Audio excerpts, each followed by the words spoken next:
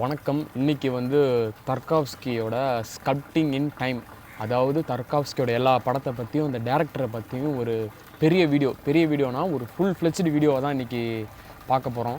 Ride start. இந்த கதை நான் சொல்ல ஆரம்பிக்கிறதுக்கு முன்னாடி தர்காவ்ஸ்கியை பற்றி ஏன் எனக்கு தர்காவ்ஸ்கி அவ்வளோ பிடிக்கும் அப்படிங்கிறதையும், தர்காவ்ஸ்கியை பற்றி ஏன் நம்ம எல்லாருமே ஒரு படங்களை வந்து ஒன்ஸாவது அட்லீஸ்ட் இவரோட ஒரு படம் ஒரு தடவையாவது பார்க்கணும் அப்படின்னு நான் சொல்கிறேன்னா, நம்ம யூஷுவலாக நிறைய படங்கள்லாம் பார்த்துருப்போம். சின்ன வயசுலேருந்து நம்ம பார்த்து வளர்ந்த தமிழ் படங்களாக இருக்கட்டும், ஹாலிவுட் படங்களாக இருக்கட்டும், இங்கிலீஷ் மூவிஸு, மார்வல் மூவிஸு, ஏகப்பட்ட மூவிஸ் இருக்கும். இது எல்லாத்தையும் தாண்டி ஒரு டிஃப்ரெண்ட்டான தனி விதமான எக்ஸ்பீரியன்ஸாக வந்து தர்காவ்ஸ்கியோட படங்கள் இருக்கும். ரொம்ப ஸ்லோவாக லாங் டேக்ஸோட நிறைய நேரங்கள் வந்து புரியாத மாதிரி இருக்கும். பட் ஆனால் டீப் டவுன் அது ஃபிலாசபிக்கலாக இருக்கும். ஃபிலாசபிக்கலாக இப்போ இந்த மாதிரி புரியாமல் இருக்க ஒரு படத்தை எப்படி புரிஞ்சுக்கணும் அப்படிங்கிறதையும், அது இல்லாமல் இவரோட படங்கள் ஸ்டார்டிங்கில் இவர் வந்து ஸ்டூடெண்ட்டாக இருந்தப்போ எடுத்த ஷார்ட் ஃபிலிம் 1956 ஆரம்பித்து 86 வரைக்கும் கிட்டத்தட்ட 30 வருஷம் இவர் எடுத்த கிட்டத்தட்ட ஒரு 10 படம் நினைக்கிறேன். 10 படங்களை பார்த்தீங்கன்னா ஃபுல் வீடியோ தான் இன்றைக்கி பார்க்க போகிறோம். So ride start from the first.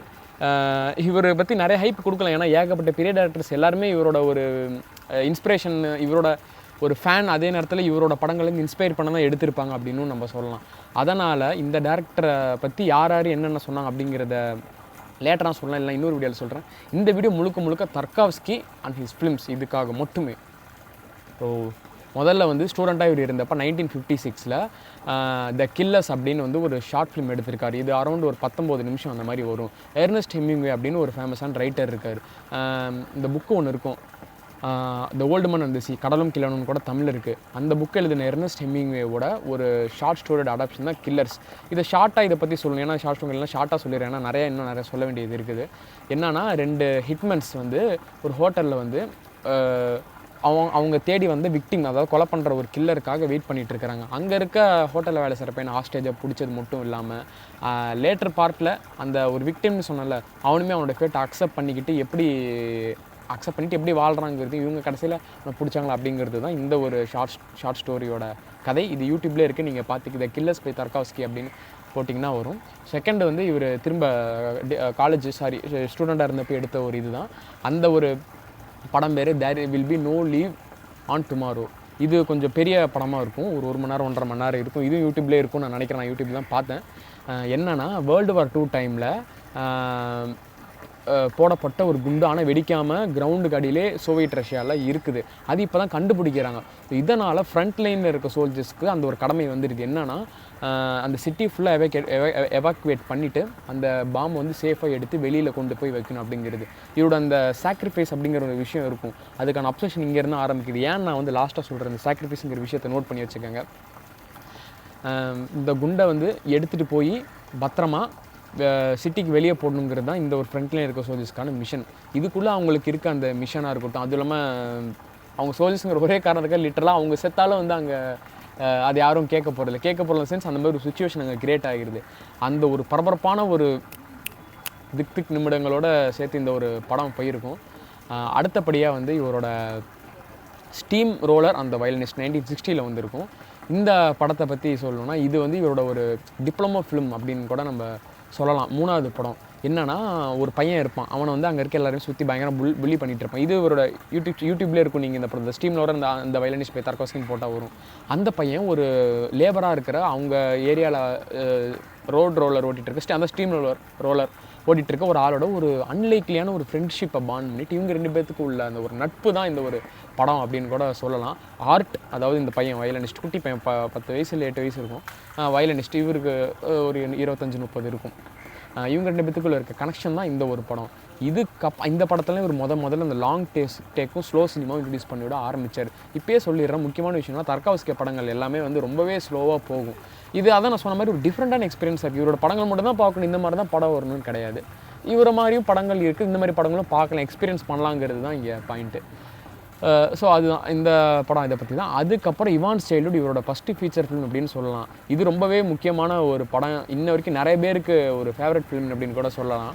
ஒரு பையன் இவான், ஒருத்தன் 12 வயசு பையன், இவன் வாரில் வந்து ஒரு ஸ்பையாக வேலை செய்கிறான். இவனோட அம்மா அப்பா நாசி சோல்ஜர்ஸ்னால கொல்லப்பட்டாங்க. ஸோ வேர்ல்டு வார் 2 ஸ்பையாக வேலை செய்கிற இந்த பையனோட சைல்டுஹுட் எப்படி வந்து வார் குயின் பண்ணுங்கிறத ஒரு சைல்டு பாயிண்ட் ஆஃப் வியூலேருந்து பார்க்குறப்ப தான் நமக்கு வந்து தெரியுது வார் எவ்வளோ கேவலமான, எவ்வளோ தப்பான விஷயம் அப்படிங்கிறது. இதை வந்து அந்த பையனோட லைஃப்லோடு மட்டும் லாஸ்ட் ஆகலை, என்னென்னலாம் இழந்துச்சு இந்த ஒரு வாருங்கிறது, எவ்வளோ ஒரு ட்ராமா, எந்த அளவுக்கு ஒரு கொடூரமான விஷயங்கிறது இந்த படத்தை பார்த்தாலே உங்களுக்கு தெரியும். ஸோ இதுதான் இவான்ஸ் சைல்ட்ஹுட், டைட்டிலுக்கு ஏற்ற மாதிரி இருக்கும். அடுத்து போன படம் 1966 வந்து ஆண்ட்ரியூ ரிப்ளோ. கிட்டத்தட்ட இவரோட லாங்கஸ்ட் ஃபில்ம் தான் நினைக்கிறேன். 3 மணி நேரத்துக்கு மேலே கிட்டத்தட்ட எபிசோடாக வரும். இதுவும் யூடியூப்ல இருக்குது, இவான் சைல்ட்ஹுட் யூடியூப்லேயே இருக்குது. அப்படி இல்லைனா வேறு சோர்ஸஸ் நீங்கள் பார்த்துக்கங்க. நான் யூடியூப்பில் தான் எல்லா படமும் பார்த்தேன். ஆண்ட்ரியூ ரிப்ளோ என்னன்னா 15th செஞ்சுரியில் மெடிவல் ரஷ்யாவில் இருக்கிற ஒரு பெயிண்டர், அவரோட கதை. அந்த டைமில் வந்து ஏகப்பட்ட க்ரூவாலிட்டி, அதாவது இனப்படுகொலை மாதிரி நிறையா நடக்குது. அதாவது பிளேக் வருது. அதே நேரத்தில் வந்து அங்கே சைனாலேருந்து ஒரு கிங்லாம் வந்து இன்வைட் பண்ணுறாரு, அதாவது கேப்சர் பண்ணுறான் அப்படிங்கிற பேரில் அங்கே இருக்க ஏகப்பட்ட மக்களை கொண்டு குவிக்கிறாரு. இது எல்லாத்தையும் பார்த்துட்டு இருக்க இந்த ஒரு ஆர்டிஸ்டோட லைஃப், அவரோட ஆர்ட்டே வந்து சப்ரஸ் ஆகிடுது. அதையும் தாண்டி இவர் வந்து ஒரு பையனை என்கவுண்டர் பண்ணுறாரு. அந்த பையனோட ஆக்டுக்கு அப்புறம் இவருக்கு ஒரு ஃபெய்த், ஒரு நம்பிக்கையும் ஆர்ட் மேலே திரும்ப, அதாவது இந்த ஒரு எப்படி சொல்கிறது, சஃபரிங்னு சொல்லுவாங்க, வலி வேதனைன்னு, அதுலேருந்து பிறந்த ஒரு ஆர்ட்டுங்கிறது எப்படி இருக்கும் அப்படிங்கிறத வந்து இந்த படம் சொல்லுது. அது மட்டும் இல்லாமல் எவ்வளோ பெயின், எவ்வளோ சஃபரிங் இருந்தாலும் ஹிஸ்ட்ரியில் வந்துட்டு அந்த ஒரு ஆர்ட்டுங்கிற ஒரு விஷயத்தை வந்து இவர் சூஸ் பண்ணி இவரோட பெயிண்டிங் எல்லாம் படத்தோட லாஸ்ட்டில் காமிப்பாங்க. ஸோ அது வந்து இவர் வரைஞ்சிட்டு அடுத்தடுத்து போய்கிட்டே தான் இருந்தார். இந்த எண்ட் அதுதான், இவரோட ஆர்டிஸ்டிக் சப்ரஷனுங்கிறது நடக்கலை அப்படிங்கிறது தான் இந்த ஒரு படத்தோட ஒரு விஷயம் அப்படின்னு கூட சொல்லலாம். இந்த படங்கள்லாம் நான் லிட்டரலாக பார்த்து முடியல, 3-4 மாதம் ஆச்சு எல்லா படத்தையும் பார்க்குறப்ப. இப்படின்னு பார்த்து முடிக்கிறதுக்குள்ளே இப்போ தான் வந்து ஒரு தெளிவான மைண்ட் செட்டோட இருந்து எல்லாத்த பற்றியும் நான் ஒன்றும் ஆக்சுவலாக எல்லா படத்தை பற்றி பார்த்து படித்து மண்டையில் ஏறி அந்தளவுக்கு இருக்குது. அதனால தான் நான் வீடியோ கட்டே பண்ணாமல் போடலாம் அப்படின்னு இருக்கிறேன். யூடியூப்பில் அவ்வளோ படங்கள், அவ்வளோ விஷயங்கள் இருக்குது. தர்காவ்ஸ்கி படத்தை பற்றி பேசுகிற நிறைய விஷயம் இருக்குது. நான் என்னால் முடிஞ்ச அளவுக்கு ஷார்ட்டாக சொல்லிட்டு இருக்கேன். ஒருத்தருக்கு தர்காவ்ஸ்கி படம் ஒரு மாதிரி இருக்கும். அதுதான் இங்கே விஷயம். உங்களுக்கு பார்த்தா உங்களுக்கு ஒரு மாதிரி இருக்கும், இன்னொருத்தருக்கு இன்னொரு மாதிரி இருக்கும், ஓப்பன் ஃபார் இன்டர்பிரிட்டேஷனாக இருக்கும். ஸோ இது இப்படி தான் மீனிங், இந்த மாதிரி தான் அர்த்தம் கிடையாது. பட் மெஜாரிட்டியாக ஸ்கல்ப்டிங் இன் டைம் அப்படின்னு இவரோட ஒரு புக் இருக்குது. அதுலேருந்து மேக்ஸிமம் எடுக்கப்பட்ட இவரோட வேர்ட்ஸை வச்சு அதே நேரத்தில் எனக்கு என்ன தோணுச்சு அப்படிங்கிற ஒரு பர்சனல் இது மிக்ஸ் பண்ண ஒரு இது அப்படின்னு கூட சொல்லலாம். ஸோ நீங்கள் தர்காவ்ஸ்கி படங்களை பார்த்தீங்கன்னா தர்காவ்ஸ்கியை பற்றியும் அவரோட படங்கள் என்ன பேசுது அப்படிங்கிறத பற்றியும் சொல்லுங்கள். ஸோ ஆண்ட்ரியூ ரிப்ளோவுக்கு அப்புறம் இவரோட கலர் ஃபிலிமுக்கு போயிடலாம். சோலாரிஸ் 1972 நினைக்கிறேன். ஆமாம், 1972 வந்த இவரோட படம் என்னென்னா ஒரு ஸ்கைஃபை படம். இது கிறிஸ் கெல்வின் அப்படின்னு வந்து ஒரு சயின்டிஸ்ட் வந்து ஸ்பேஸுக்கு அனுப்பப்படுறாரு. எங்கன்னா ஒரு சோலாரிஸ் அப்படின்னு வந்து ஒரு ஓஷன் பிளானட் இருக்குது, அதை சுற்றி ஆர்பிட் பண்ணிட்டு இருக்க ஒரு ஸ்பேஸ் ஸ்டேஷன் அனுப்பப்பட்டார். இந்த பிளானட்டோட ஸ்பெஷாலிட்டினா இது வந்து ரொம்ப புத்திசாலித்தனமான இன்டெலிஜென்ஸான ஒரு கான்சைன்ஸோட இருக்கிற ஒரு பிளானெட்டு. நான் அங்கே போனேன்னா என்னோட ஒரு டீப்பஸ்ட் என் மைண்ட் ரீட் பண்ணி எனக்குள்ளே இருக்க ஒரு அன்பேஸ்டு கில்ட்டு, டீப்பஸ்ட்டு ஒரு ரெக்ரெட்டை எடுத்து இது பண்ணி அது ஒரு ஃபிசிக்கல் மேனிஃபெஸ்டேஷனாக ஒரு இதாக அனுப்பும். ஒன்றும் இல்லை, இந்த கிறிஸ் கெல்வினுக்கு வந்து இவன் ஒய்ஃபோட சூசைடில் அதாவது ஒய்ஃப் இறந்துக்கணும்னு ஒரு காரணம் அப்படிங்கிற மாதிரி டீப்பாக டவுன் ஒரு கில்ட் இருக்கும். ஒய்ஃப் சூசைட் பண்ணி இறந்துருப்பான். இவனோட மைண்ட் ரீட் பண்ணிவிட்டு இவன் ஒய்ஃபாக ஒரு ஃபிசிக்கல் உருவமாக, அதை விசிட்டர்ஸ்லாம் கெஸ்ட்னு சொல்லுவாங்க, அந்த மாதிரி ஒரு உருவமாக வந்து ஒய்ஃபை வந்து இந்த பிளானட் அனுப்பும். அவளோட சேர்ந்து இவர் திரும்ப அது கிட்டத்தட்ட ஒரு புது ஒரு ஆள் மாதிரி தான் இருக்கும். பட் இருந்தாலும் இவரோட அந்த ஒரு டீப்பஸ்ட் கில்ட் இருக்குல்ல, அது வந்து வெளியே வரும். இவரோட மெமரிஸுங்கிற ஒரு விஷயம் ரீகிண்டல் ஆக ஆரம்பிக்கும். இவர் லிட்டரலாக வந்து பிரேக் டவுன் ஆகி அழுது உடஞ்சி அதுக்கப்புறம் கடைசியில் இந்த பிளானெட்டில் இருக்கிறாரா, இவர் வீட்டுக்கு போனாரா அப்படிங்கிறத வந்து இந்த பிளானெட்டில் இருந்தே வந்து ஒரு அழகான ஒரு இந்த பிளானெட்டே அழகாக வந்து சொல்லுன்னு வச்சுக்கோங்களேன். சொல்லுங்கிறத தாண்டி இந்த பிளானெட்டே அழகாக ஒரு விஷயம் ஒரு கடைசியில் கொடுக்கும். அதுதான் இந்த படம். மேக்ஸிமம் நான் ரொம்ப அதிகம் ஸ்பாயில் பண்ண விரும்பல. பட் இந்த இவரோட படம் எதை பற்றி அப்படிங்கிற ஒரு ஐடியா தெரியணுங்கிறதுக்காக இதை நான் சொல்கிறேன். சோலாரிஸ் இந்த மாதிரி ஒரு படம் தான். இதுக்கப்புறம் மிரர், நிறைய பேருக்கு ரொம்ப கன்ஃபியூசிங்கான ஒரு படம். தியாகராஜன் குமாரராஜா கூட அந்த படம் புரியல அப்படிங்கிற மாதிரி சொன்னார். நான் அந்த படத்தை ஒரு 2-3 வாட்டி பார்த்தேன், அதை வச்சு சொல்கிறேன். ஒரு டையிங் இல்மன், அப்படி இறந்து போயிட்டுருக்க ஒரு மனுஷனோட ஃபீவர் ட்ரீம்ஸ் தான் படம். சைல்டுஹுட்டில் இந்த படம் டபுள் கேஸ்டிங் இருக்கும். இவரோட இந்த படத்தில் மெயின் லீடாக வருவார். இவரோட அந்த லீடு பேர் மறந்துடுச்சு, ஓகே, வருவாருன்னு வச்சுக்கோங்க. அவரோட சைல்டுஹுட்டில் இருக்க அந்த சின்ன பையனும் அவங்க அம்மாவும் என்ன விஷயத்தை ஃபேஸ் பண்ணாங்க, என்ன மாதிரி இருந்தாங்களோ அதே மாதிரி தான் ப்ரெசென்ட்டில் இந்த ஒரு ப்ரோட்டகனிஸ்டோட ஒய்ஃபும் பையனும் அதே விஷயத்தை தான் ஃபேஸ் பண்ணுவாங்க. ஸோ பாஸ்ட்டுங்கிற ஒரு விஷயம் இங்கே ரிஃப்ளெக்ட் ஆகுது அப்படிங்கிறது இவர் சொல்கிறாரு. அது மட்டும் இல்லாமல் இவரோட ஃபேமிலியை வந்து இவர் ஹசன்ட் லவ்டு எனாஃப். நான் ஒரு ஃபாதராக ஃபெயிலியர் ஆகிட்டேன். இவர் சைல்டுஹுட்லேயே வந்து வாரனால இவங்க அம்மாவையும் இவனையும் அபண்டன் பண்ணவர் தான் இவரோட ஃபாதர். அதே நேரத்தில் வாரில் இவனும் வந்து சைல்டுஹுட்டில் வந்து ஒரு சோல்ஜராக இருந்திருப்பான், 10-12 வயசு பையனா. அந்த மெமரிஸ் ரீகிண்டில் ஆகுறது. World War II ஒரு கலெக்டிவ் மெமரிஸ் வந்து மெமரிஸ் வந்து ரீகலெக்ட் ஆகிறது, இதெல்லாம் சேர்ந்துட்டு ஒரு மனுஷனுக்கு ஒரு ஃப்ராக்சர்டு மெமரிஸாக வந்து அவன் சாக போகிற மரணப்படுக்கையில் இருக்கிறப்ப வர மெமரிஸ், அவனோட கனவுகள் மெமரி சேர்ந்த மாதிரி ஒரு ட்ரீம் ரியாலிட்டி மிக்ஸ்டான ஒரு விஷயமாக தான் இந்த ஒரு படம் இருக்கும். தர்காவஸ்கி இந்த படத்தை பற்றி என்ன சொல்லியிருந்தாங்கன்னா, இந்த படம் வந்து ஒருத்தனை பற்றியோ இல்லை அந்த ஒரு ப்ரொட்டகனிஸ்ட்டை பற்றியோ கிடையாது, ஈச் அண்ட் எவரி மேனை பற்றி. மெயினாக தர்காவஸ்கியை பற்றின்னு கூட சொல்லலாம். தர்காவஸ்கி அவருக்காகவும் எடுத்தார். உங்களை பற்றின்னு சொல்கிறாரு, ஒரு மனுஷனை பற்றினும், உங்கள் அப்பாவை பற்றி, உங்கள் ரூட்ஸை பற்றி, உங்களோட தாத்தாவை பற்றி, ஸோ எல்லாத்த பற்றின கதை, ஒரு எர்த்தோட ஒரு பாட்டாக இருக்குது, எல்லா மனுஷனோட கதையுமே இது அப்படின்னு சொல்கிறாரு. ஏகப்பட்ட பேருக்கு ஏகப்பட்ட ஒப்பீனியன் இருக்கா மிரர் படத்துக்கு. உங்களோட ஒப்பீனியன் அப்படிங்கிறதையும் சொல்லுங்கள். சோலாரிஸ் படத்தை பற்றி இவர் சொல்கிறப்ப என்ன சொன்னார்னா, இன்றைக்கி இருக்க வேர்ல்டில் வந்து நம்ம டெக்னிக்கல் விஷயங்கள் நிறையா அடைஞ்சு ஏகப்பட்ட முன்னேற்றங்கள் அடைஞ்சு போனாலும் மனுஷனால் தன்னோட own internal world, inner self mind, inner reflection சொல்லுவாங்க, உள்ளுக்குள்ளே இருக்க மைண்ட் அண்ட் ஒரு எப்படி சொல்கிற ஃபீலிங்ஸ், ஒரு தாட்ஸ், ஒரு கான்சென்ஸ், ஒரு சப்கான்ஷியஸ் மைண்டோட விஷயத்தை ஹேண்டில் பண்ண முடியும். அப்படிங்கிற பட்சத்தில் அவ்வளோ விஷயங்கள் போய் அவ்வளோ விஷயம் இது பண்ணி பிரோஜனம் இல்லை. பிரோஜனங்கிறத தாண்டி இதை பார்க்கணும், what he is capable of. அதாவது லவ்ங்கிற விஷயத்துக்கு இவர் எந்த மாதிரி கேப்பபிலிட்டி கொண்ட ஒரு மனுஷன் இருக்கிறான், அந்த மனுஷன் வந்து லவ்ங்கிற விஷயத்துக்கு கெப்பாசிட்டி இருக்கிறான்னா அதை தாண்டி எதுவுமே இல்லை. இந்தமாதிரி நிறைய விஷயத்த சொல்லியிருப்பார். ஒரு விதத்தில் ஸ்டான்லி குப்ரிக்கோட டூஸ் சொன்ன ஸ்பேஸ் ஒதேசி அப்படின்னு ஒரு படம் இருக்கும். அந்த படத்துக்கு ஒரு கவுண்டர் பார்ட் அப்படின்னு கூட சொல்லலாம். இது ஒருத்தர் எனக்கு என்ன கேட்டிங்கன்னா, அதுக்காக டெக்னிக்கல் விஷயத்தெல்லாம் அடுத்தடுத்து கொண்டு போக முடியாதுன்னு இல்லை, இவர் இந்த ஒரு இந்த ஒரு பாயிண்ட் எடுக்கிறார், அவரோட வாய்ஸர் சொல்கிறாருல்ல, ஸோ அந்த பாயிண்ட்டில் இதை பார்த்துட்டு போகலாம் அப்படின்னு எனக்கு சொல்லணும் அப்படின்னு தோணுது.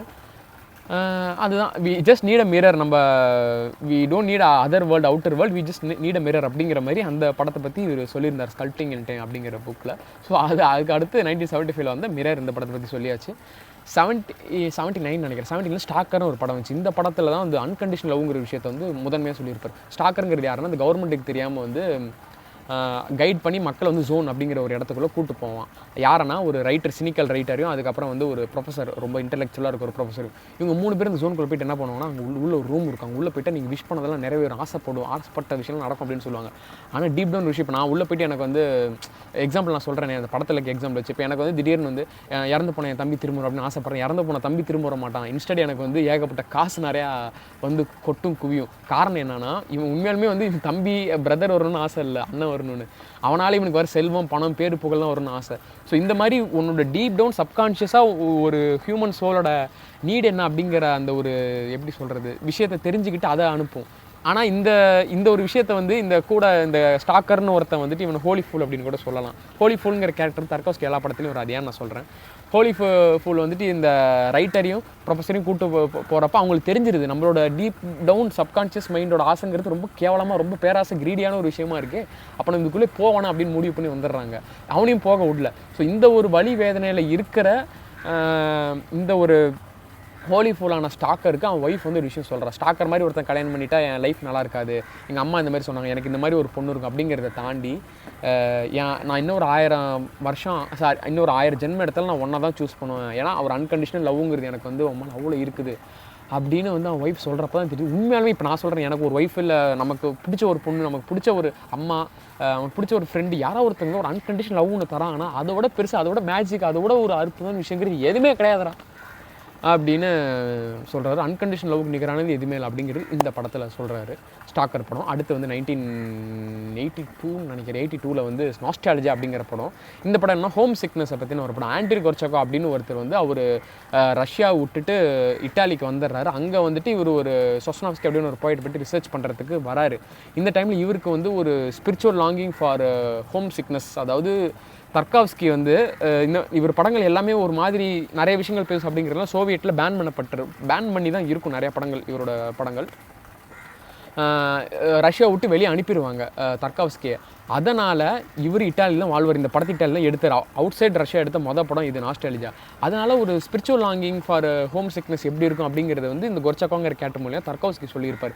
எந்த மாதிரினா, இந்த படத்தில் வந்து டொமினிகோ அப்படின்னு வந்து ஒரு ஹோலி ஃபூலுங்கிற கேரக்டர் வரும். அவன் என்னன்னா, இந்த மனுஷங்க மெட்டீரியலிஸ்டிக்கான வேர்ல்டு, எல்லாருமே காசு பணம், ஒரு மெட்டீரியல் மாதிரி ஒரு விஷயத்தை அப்சஷன் பண்ணி இருக்கிறப்ப ஸ்பிரிச்சுவல் லாங்கிங்கிற விஷயம் இறந்துருது, போயிடுது. அதனால் இந்த ஒரு கொர்ச்சகோ கிட்ட டொமினிகோ என்ன சொல்லுவார்னா, அவன் இறந்துருவான், எனக்காக நீ வந்து ஒரு ஸ்விம்மிங் பூல் இருக்கும், அந்த ஒரு கத்திரின் பூலில் வந்துட்டு ஒரு மெழுகுவர்த்தி ஏற்றி வச்சுட்டு அதை அணையாமல் ஒரு ஹோலி ரிவர் கிராஸ் பண்ணி உலகத்தை காப்பாற்றிடலான்னு நான் நம்புகிறேன், உலகத்தை காப்பாற்றிடலாம், அதனால் நீ வந்துட்டு இதை பண்ணும்பாரு.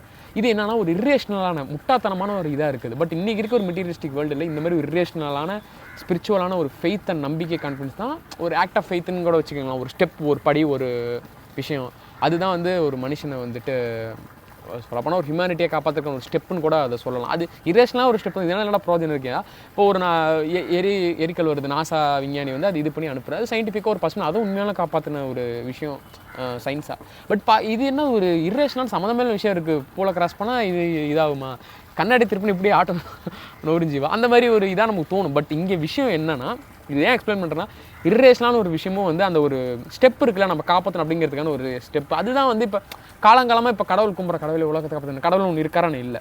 ஆனால் இருந்தாலும் அந்த ஒரு ஸ்பிரிச்சுவல்னஸ்னு ஒன்று இருக்குல்ல, அந்த ஒரு ஆக்டிங்கிறது கும்பிடணும், ஒரு மனசு ரீதியாக ஒரு தைரியம் வரணும்னு, அதை வந்து இன்றைக்கி இருக்கும் மெட்டீரியல்ஸ்க்கு வரல, இழந்துட்டாங்க. அதை திருப்பி இவர் கொண்டு வரணும்னு இந்த ஹோலி ஃபுல் ஆசைப்படுறாரு. அதை வந்து இந்த ஆண்ட்ரூ கொர்ச்சகோ வந்து நிறைவேற்றுறாரு அப்படிங்கிறது தான் இந்த ஒரு படம். எப்போ எவ்வளோ எக்ஸாம்பிள் சொல்ல வேண்டியதாக இருக்குது இந்த இதை புரிஞ்சுக்கிறதுக்கு. ஏன்னா அப்படியேப்பட்ட ஒரு விஷயமா தான் இருக்குது. அதே நேரத்தில் இவர் ஹோம் சிக்னஸ் நான் சொன்னல, இவரோட மைண்டுமே வந்துட்டு ரெண்டு விஷயம் ஒன்றா ஆகும். இட்டாலிங்க அதாவது 1+1 = 1ன்னு சொல்லுவாங்க. எப்படின்னா ஒரு ரெயின் ட்ராப், ஒரு ரெயின் ட்ராப் சேர்ந்தா ஒரு பெரிய ரெயின் ட்ராப். இந்த ஒரு கான்செப்டில் வந்துட்டு ஹியூமன் சோல், அதாவது என்ன தான் வந்து என்னோடய பாஸ்ட் வேறு ஒரு இடத்துல, இப்போ ப்ரெசென்ட்டில் நான் இருக்கிறது வேறு ஒரு விஷயம், என்னோடய மெமரிஸ் வேறு ஒரு இடத்துல, இப்போ ரியாலிட்டி வேறு ஒரு விஷயத்தை, இந்த ட்ரீம்ஸ் ஒரு விஷயம், ரியாலிட்டி ஒரு விஷயம், இந்த மாதிரி இருந்தாலும் ஹியூமன் சோலுங்கிறது ஒரே ஒரு விஷயம் தான். ஸோ அதுக்குள்ளே இந்த மாதிரி ரெண்டு விஷயங்கள் இருந்தாலும் 1+1 = 1 அப்படிங்கிற ஒரு கான்செப்ட்லையும் சொல்லியிருப்பார். அதை பற்றி பெருசாக எக்ஸ்பிளைன் பண்ணலாம், எனக்கு ஆசை தான், விட்டா பேசிட்டே போவேன். இப்போ எவ்வளோ நேரம் வந்திருக்குன்னு தெரியல இந்த வீடியோ. அடுத்து இவரோட அடுத்த படமான சாக்ரிஃபைக்குள்ளே போயிடலாம். லாஸ்ட்டு படம் தர்காவ்ஸ்கி, இதுவும் இட்டாலியில் ஸ்வீடனில் எடுத்தாருன்னு நான் நினைக்கிறேன். 1986 கிட்டத்தட்ட கேன்சர் வந்து இறந்துட்டு இருக்க டைமில் தான் அந்த படத்தை எடிட் பண்ணி முடிச்சார். இவருக்கு இறந்துருவாருன்னு தெரியும். ஸோ அதனால் இந்த படத்தில் வந்துட்டு இவர் சொல்கிற விஷயம்னா, அலெக்சாண்டர் அப்படின்னு ஒரு கேரக்டர் இருக்கார்.